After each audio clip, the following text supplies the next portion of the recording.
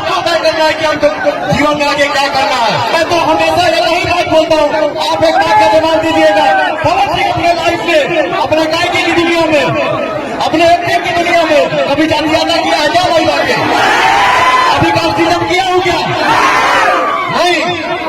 मुझे बहुत खुशी होती है कि हमारे इंडस्ट्री में जितने भाई आएंगे, जितने बच्चे आएंगे, उतना ही हमारी इंडस्ट्री बड़ी होगी, हम लोग और आगे बढ़ेंगे।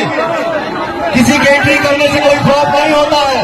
जिसको भगवान जितना दिल लिख के रखे हैं ये सुपरस्टार है, उतना ही ये सुपरस्टार बन के रहेगा। वो भैया 4 साल से ऊपर उठेंगे ना और अपने पवनवा का आशीर्वाद देने के लिए भैया हम सबको मिलकर विकास करना है, हम सबको मिलकर आगे बढ़ना है। हिंदुस्तान में पवन सिंह अगर कहीं भी घूमे, कहीं भी जाए तो काराकाट के जनता के मुंह से कहीं आवाज निकलना चाहिए, इंसानियत जिंदाबाद।